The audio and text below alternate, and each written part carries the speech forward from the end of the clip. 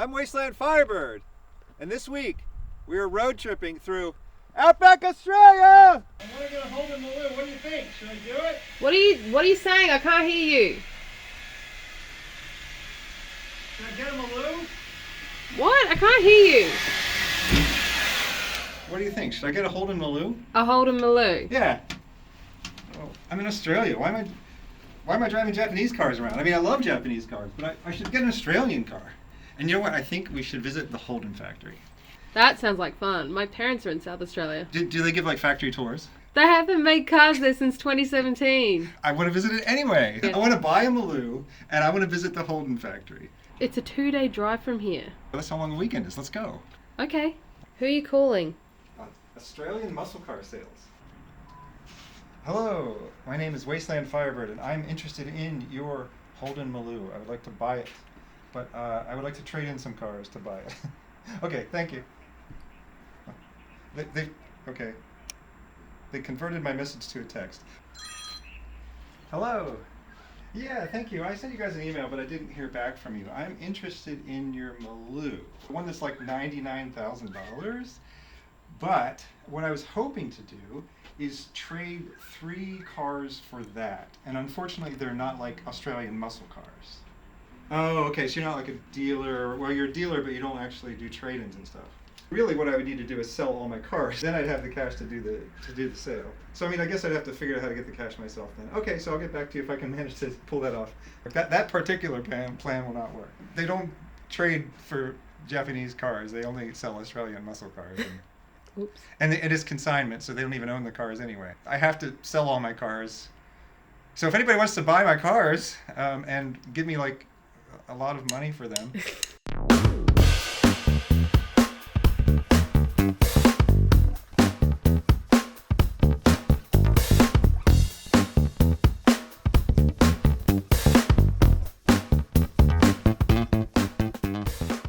Our trip began on Friday night. It is now Saturday morning. We are in Goulburn, New South Wales.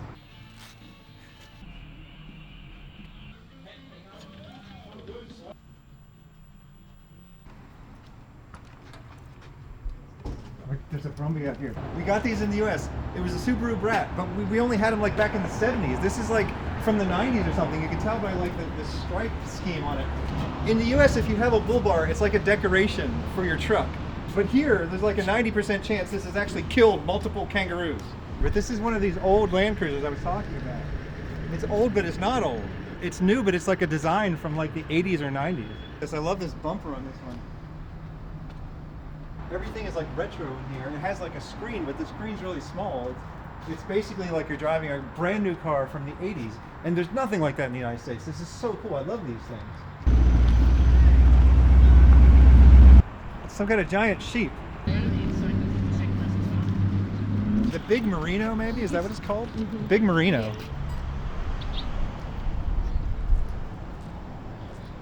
So we're called the House of Alpaca. House of Alpaca. And So we started out breeding alpacas like 35 years ago. We started making knitwear from there. You said you make these things like in this building? Yeah, that's right. So we actually knit all our own fabrics. So these are all 100% merino, which we knit on our Japanese knitting machines that are out the back. Can we see them? Yeah. Let's do it. And so this is all like wool up here? Yeah, that's right. So that's all merino. Okay. It's actually going to knit something right now? Yep. Oh, that's so cool. So let that knit down. Oh yeah, sure, yeah. And then come back and Sure, yeah. let it knit a bit. Yeah, so what else do you have And in then the here. So all the So wait, you make Ugg boots here? Yeah, we make them all here. So these are what we That's call like, I mean, that's like a worldwide brand. Or yeah. is Ugg a brand, or is it? Ugg is a descriptive term of a sheepskin boot. Okay, so you make a type of Ugg boot here. Yep. But is there like a brand called Ugg as well? There is, Okay. and that's a story between the Americans and us. Okay. America bought a company called Australian Ugg, and presume they bought the name Ugg. Okay. Ugg is actually a descriptive term. Okay. So Ugg is an abbreviation of ugly. So Okay. the first person who wore them, who made them, his mates called them an ugly boot. And that's how and it got abbreviated down in Australia. We're pretty good at shortening words. Yeah. And that's how it became Ugg. There's all different types. So how many different types of like companies make this type of There's boot. only a couple of us left in the In state. Australia. Yeah, in Australia, basically. Yeah. There'd only be a handful. Ours is called Rigididge, as it means genuine. Okay, I didn't know that. Rigididge. If you're Rigididge Australian, you're genuine Australian. Yeah. And we only use A-grade skins. Yeah, that's So we really only nice. use the best. Yeah. We don't use rubbish. Yeah. It's worth making. These are all the patterns for all our knitwear garments. My wife's a pattern maker and designer. Just starting to come down now. Alright. Sorry, Vicky. You see down here? Oh, there we go. Just starting to come down now. Australia and the United States, nobody makes things anymore. No. It's really unusual to find something where That's it's right. actually made in the US or made in Australia. It's something really special. And the quality's there, you know, particularly if you concentrate on that. Definitely, yeah. So these are the yarns we use. So they're nice and fine yarns. So that's what we're knitting there now, that fineness. Yeah. It feels really nice. I felt some of the shirts in there. Yeah. It feels almost like cotton or something. That's right. It doesn't feel like wool is really normally itchy. It That's wasn't right. itchy. No, we use 19 micron. So a micron is 1,000th of a millimetre. So Okay. this is 19,500 of a millimetre. Uh-huh. So it's good quality fibre. These socks are unique because on this machine, no seam in the toe. Oh, wow. So we do a seamless sock. Yeah, that's wonderful. Are you We've wearing got a pair a of bit these? of a market. Pair of the shoes? Well, these are mine. I'm Yeah. trialling these. It's a new, sort of like a patent leather type. So on it's the a new, outside. it's a new design? It's new style. Yeah. I made these about 2 years ago. I work on cars and stuff at home. Yeah. And I wear them in the garage. Everything. I'm trying to destroy them. Well, That's huge, my theory. I'm a huge car guy. Actually, Actually, so this video is largely about cars. Cool. I've raced cars for years. I race a RX-8 at the moment. Okay, so you actually race. Building a Porsche. Okay, and- so yeah. we just did the Big Bend Open Road Race in Texas. They go like 200 miles an hour. Like the down old there. Cannonball Run. Speaking of Cannonball Run, I've been thinking about something that we need to do in Australia. The Sydney to Perth record has not been broken since 1980. Yeah, a long time ago. Since 1980. It seems like somebody needs to break that Yeah. record. I'm not saying me or you, I'm just saying somebody needs to break that record. Yeah, so I've done Bathurst and my last race was Bathurst 91 until I started again recently. So what do you mean, like professional racing? Are we talking about? We're a semi-professional. Semi-professional, Yeah, we okay. did the Australian Production Car Championship and Okay. a few things like that. Raced all sorts of things from open wheelers to sedans. It's so yeah. cool to run into another car guy too. I Yeah. randomly stumble upon this place where they like make shirts and things and boots Yeah. in house, and then also I stumble upon a random car guy.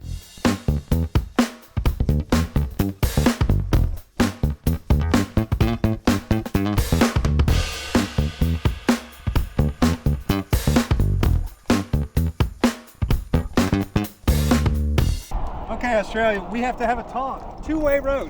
Why does the sign need to be here? The lines are white in the middle.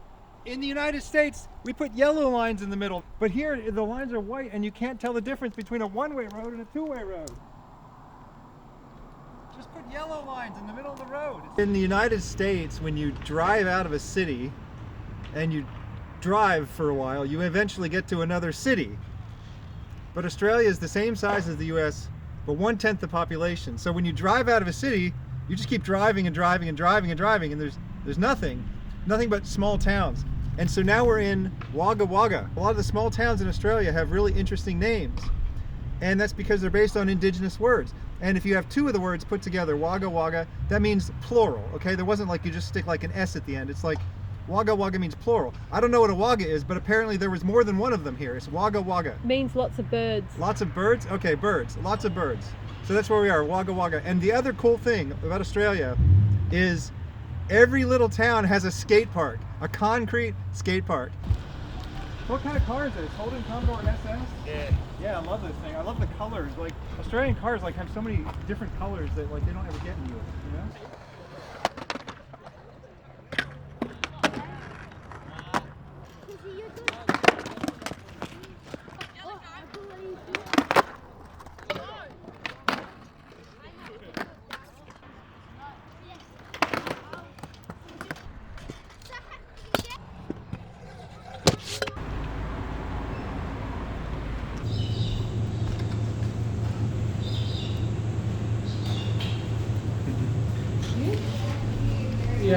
making video for this guy?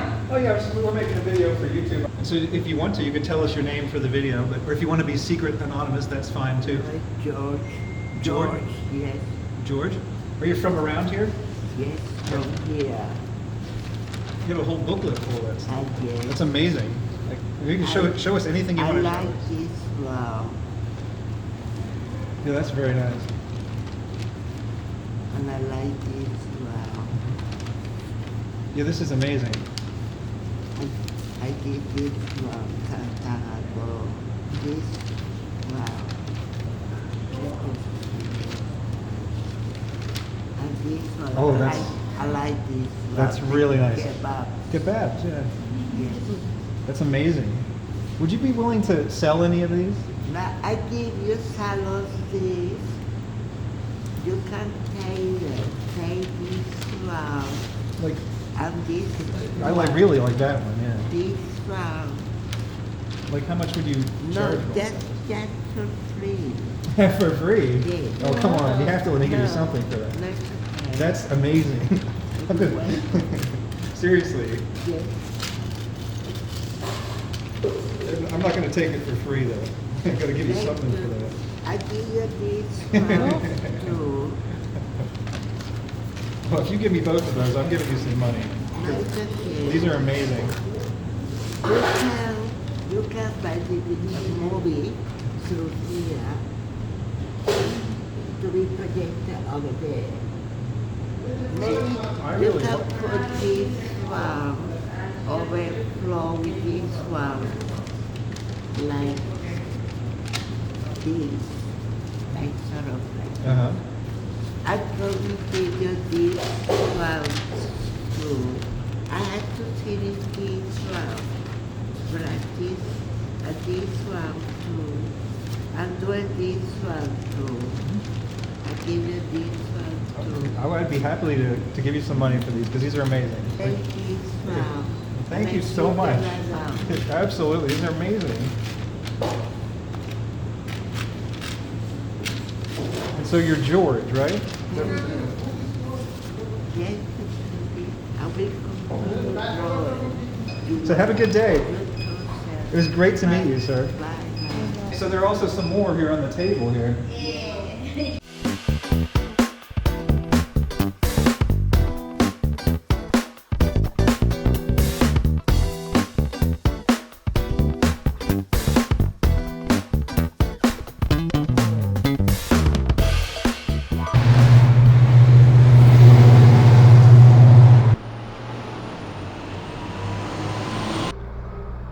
We're in Balren now, and there's a bunch of crocheted and knitted things.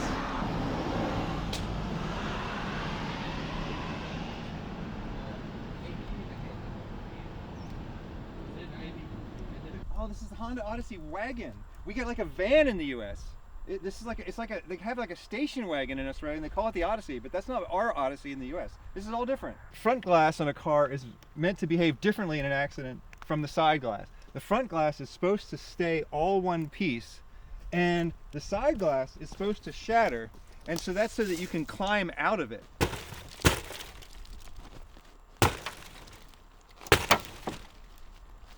But this is to protect you from things coming through the windshield in the front.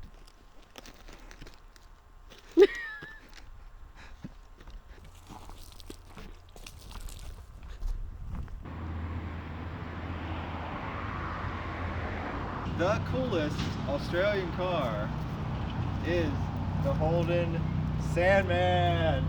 It's like a station wagon, but it's also kind of like a van. I mean, they call it a van. It's called a panel van. But I mean, in the US, a van is a tall thing. But the idea was that you could like have sex in the back of the thing. There's even a Holden Sandman ad that showed a picture of people almost having sex. And it was in the ad that was actually produced by Holden. It's like, that's what they were selling the car for. The bathrooms at the Mildura Holden Motor Museum are very clean. They have lots of soap and lots of paper towels, which is very good for cleaning your cuts after you've been punching out the windows of derelict vehicles. Americans haven't seen any of these cars before. Like if you see like some Australian film or something and you see these cars, you're just like, I don't know what that is. The muscle car era never died in Australia. In the US it died in 1974 because in 1975 they put catalytic converters on all the cars and they didn't have a lot of power. They just kept making cool Australian muscle cars, like all through the 80s. I think there might actually be a Sandman in here. This is the best thing. Look at this beauty here. Sandman panel van. And if we could see the back, it has like graphics that say the word Sandman across there. In the US, the van craze was about like, sure, you might put a bed in the back of your van, but that was supposed to be like the secret. You wouldn't know what was in the back of your cool van until you open up the doors. It's like, oh, there's a bed back there. But no, in these, there's always a bed back there. Orange, yellow, green, blue, I love it. It's like a package of M&Ms or something. Check out this groovy ad. I love that like Australia had its 70s and the US had its 70s, and they're like the same but different. Australia is like the United States on a different timeline. They even settled the countries at like similar times. Europeans, that is, settled the countries at similar times. And so it's kind of like they broke off from England in different ways and in different degrees. They both kind of formed their own countries that went off in separate timelines. The joke in the United States is that Australians are like British Texans. This looks like a Pontiac GTO to me, but no, it's a Holden Monaro.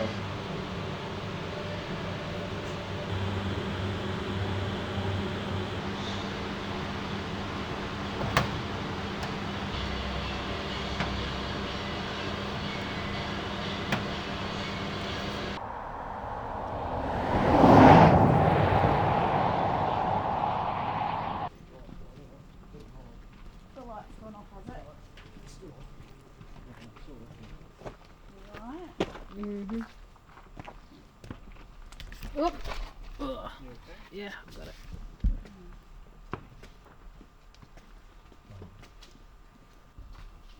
Nice. So this is the first car that my brother did up.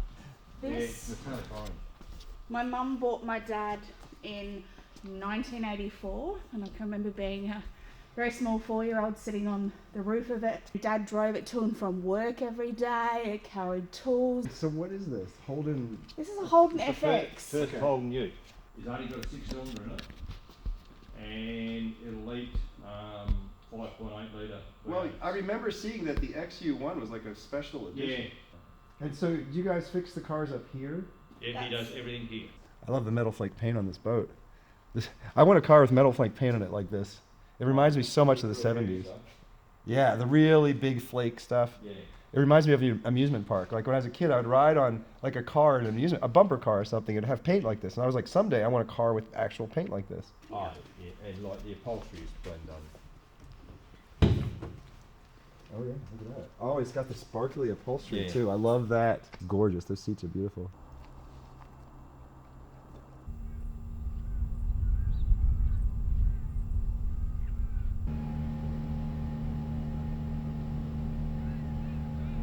What you doing? Playing frisbee. You want your hat back? Yes. Can we get it then? Well, I guess we get a free cam. Piggyback. Don't give them the camera, that's our camera. This is a high shot. I need that camera. Who cares? Oh, my neck. I don't care. Well, we'll keep this until, you give it to us. I want to take photos of our journey. I don't care. Huh? I'm like the camera girl. Always, aren't I? Hi, Grandpa. The camera. No! We are getting ready to visit the Holden Factory, or what's left of the Holden Factory. It's Matt Skelly's dad. Your family has a strong connection to the Holden Factory. We grew up in Elizabeth Vale, about 2 miles away from the main assembly plant. My father worked there for 25 years. My mother used to work there in the evening sometimes, cleaning offices and that. My brother worked there for 25 years. My other brother worked for a supply company called Schrader Scoville, which used to supply valves and inner tubes and stuff like that. A lot of people in Elizabeth in the 70s, it was a main employment base, and they either worked for Holden's or they worked for someone that was supplying parts for Holden. A lot of people just drive whatever's the cheapest, or they not just cars, but they just buy whatever the cheapest thing is. Like they'll go on the internet and do sort by price, low to high. They'll buy the very thing at the very top because it's the cheapest thing, and that's exactly what causes the problem, And so the The U.S. government bailed out the auto industry several times, and I guess the Australian, government wasn't going to do that, and they said They did it for a while, and then they stopped and started changing over to cheaper imported models. So Yeah. that was sort of the demise of the industry about, I think, 5 years ago. Yeah, it just seems like a lot of people say, "Oh, I wish more things were made in Australia," but they're not willing to pay more for them. That's the thing; you're going to have to, Yeah. There's a higher standard of living in Australia, so the workers make more money, and that's a good thing. And that means the products are going to cost a little more, but hopefully they're a little bit better quality and stuff too. There was nothing wrong with the Holden Commodores.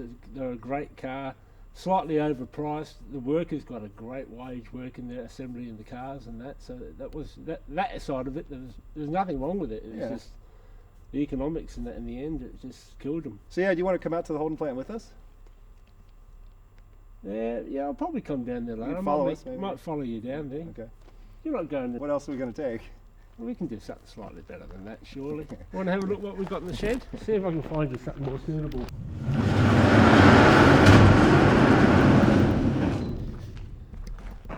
On this side, John.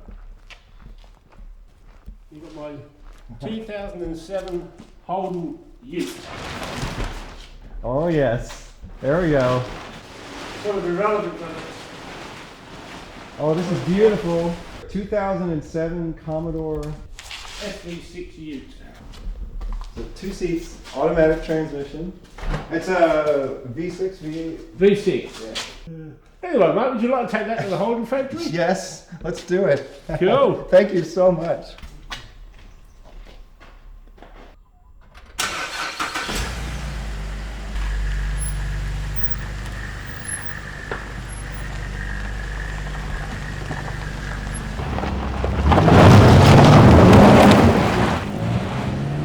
Like driving a modern El Camino. American pickup trucks, they just keep getting bigger and bigger and taller, and people barely even take them off roads. You don't need the ground clearance. This is just a practical car with a bed. This car has an extreme coolness factor that there's nothing else like these in the world. You took this concept of a car, combined it with a pickup truck, and then added a big motor.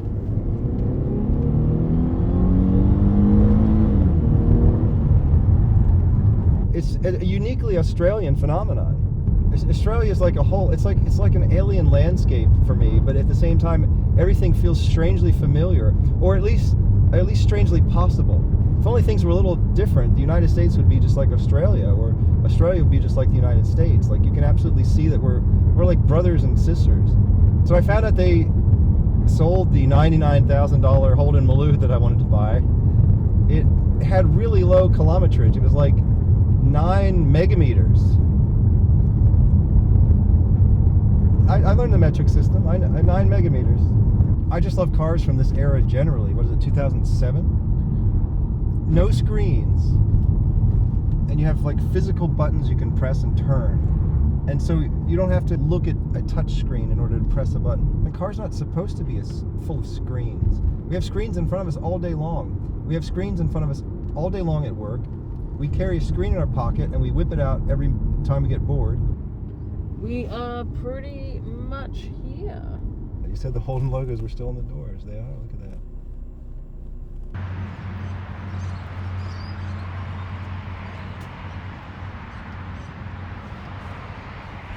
I'm not allowed in, I guess. They have one of the robots that was used at the plant right here.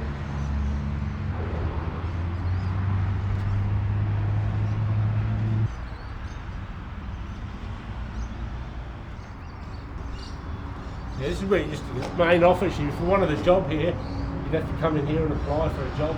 It's all been leased out now to different companies. In one on the left-hand side, that used to be the vehicle assembly plant. That's where I used to work.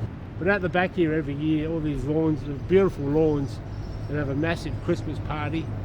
Everyone would bring their kids and get free presents. This is the main entrance here to get security point to get in for the people bringing in truckloads of parts. This all used to be employees' car park up through here. In this back corner here originally, back in the 70s, it used to be a test driving strip. See how far we can get up here.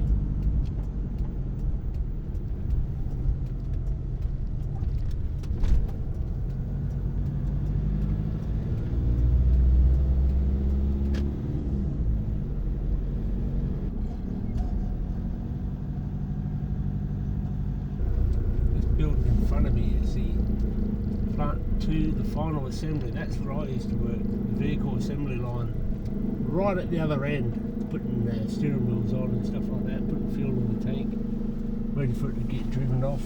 And I think the one next door was plant 4. That might have been where my dad worked. He used to be a maintenance fitter, so he would be fixing up the machines and that, these big presses, stamp out the body panels and that. And that would have been the boiler house where they used to generate their own electricity and power. And that's the last model, VF SS Commodore, beautiful car. Yeah, I think that's the Chevy SS as well. Yeah. Just looks like a boring old sedan, but it's got a Corvette motor. Well, I wrote a whole book about the Norwood factory, but I read a lot about what it was actually like to work there. And yeah, it was pretty grueling from the sounds of it. It was. You had to keep going. You couldn't stop. You know, the line ran, and if you weren't keeping up with your position on the line, you know, they give you a few chances, but that would be it. You'd be moved on smartly. Yeah, and if they want to save a few pennies, they just speed up the line a little bit, and everybody has to speed up too. And that's what they do. This should be the old plant 7, which I believe they're using now for supply of Holden parts. Oh yeah, look at that. Yeah. Got a Holden sign over there. Well, you can still see the sign. This is another entrance for employees. Used to come in here, used to park your cars out here in front of you. And you weren't allowed to bring your cars in here, obviously, because you loaded up with car parts and stuff. So you'd have to park your cars outside the property, then walk in past the security, so that you make sure you're not carrying out a motor or a car seat or something. So you're only allowed to carry in like a little lunchbox, and that was it. But over the years, people still managed to acquire lots of stuff out of here. You'd have like thousands of cars, Commodores, and that part down here ready to go on the next semi. It's like an emotional thing for me too, though, because I mean, I kind of miss a time that I didn't really get to be part of because I was just a little kid. You know, like I miss the 70s, but I never got to actually be a grown-up during the 70s, you know? Yeah, like, I grew up in this area in the 60s and the 70s, but like you do as a kid, you all take things for granted until they're gone, and then you think, oh no. But I envy you got to be a part of this. You got to be a part of history. That's so cool. I'm still here. I'm still here too. Yeah. That's a big part of history. Yeah. When they shut the plant, they had a massive parade of Holdens, old Holdens and Commodores and Kingswoods, and they were lined up all around through here as a like a funeral buddy parade sort of thing. I didn't go, it was too upsetting for me. That was September. I like the happy times, not the bad times. I don't even think it's a bad thing that things are made in other countries. It's a good thing, because now poor people can just buy anything they need for a reasonable price. It's not just good for the countries that make the things, it's good for the people that buy the things. But there's definitely something that's changed and something that feels like it's kind of missing, and the world has just gotten a little bit more boring. I'm going to do a parody of a YouTuber that we like called Sarah Entuned, like the bolstering test. Some good bolstering in here. And then she does the brake test. Time for the braking test. Anyone behind me? And then she'll brake really sudden and she'll go, ooh, jeez. We love you, Sarah. What about your regular car reviews impression? Here, let's do your review of no! The Holden Commodore Ute V6. 2007 Commodore Ute. Does it come in a manual? I only drive manuals. We love you too, Mr. Regular. Now it's time to give it the beans.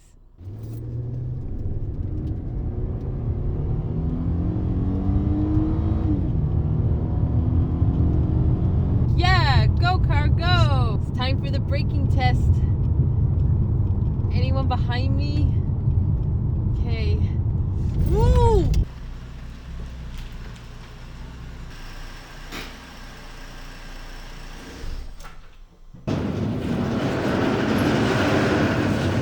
Australia, what's your favourite sport?